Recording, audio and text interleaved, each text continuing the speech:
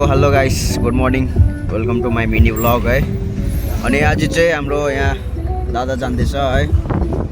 अनि फिलहाल अहिले चाहिँ हामी सिलगढी गएको, फ्लाइट चाहिँ भोलिको छ। अनि दादा तपाईँ कहाँ गएको अरे? म चाहिँ सफरतिर हो। अनि हाम्रो यहाँ है अभिषेक पनि छ। अभिषेक के भन्नु छ तिमीलाई? सरी गाइस, मेरो ब्लगको चाहिँ मेन मान्छे चाहिँ यतै छ है। फेरि यहाँ आइस ल। गुड मर्निङ गाइस भनिदिइहाल्यो न। Good morning guys, good morning. मेरो ब्लग गाइस भने त फेरि के आउँछ रिप्लाई? Good morning guys. मेरो ब्लगको मेन मान्छे है यहाँ छ है।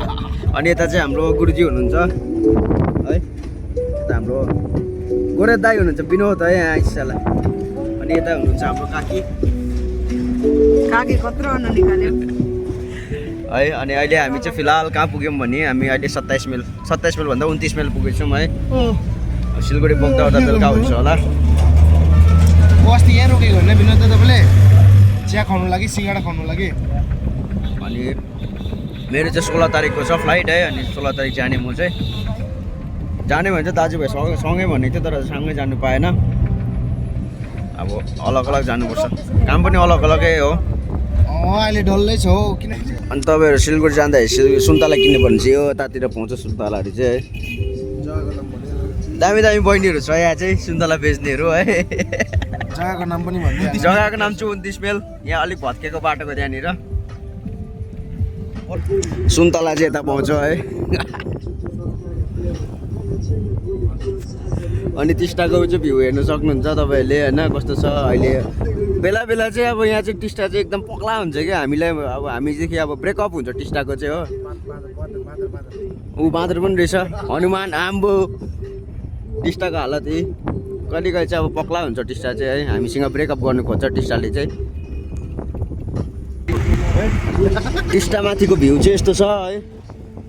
दामी दामी पाहाडहरू देख्छ त्यहाँबाट चाहिँ है। अनि बाटो चाहिँ अहिले यस्तो बिग्रेको रहेछ यहाँको।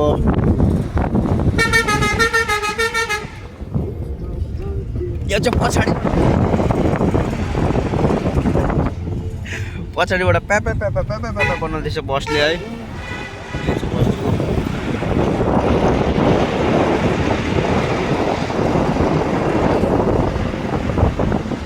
अनि यहाँ चाहिँ दाले अब सुन्तला किन्ने अरे होइन, यहाँनिर बहिनीकोमा। अब सुन्तला किन्नु जानुपर्छ।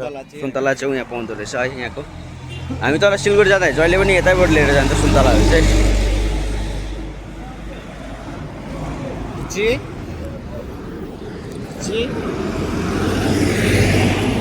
यता चाहिँ सुन्तलाहरू पाउँछ है।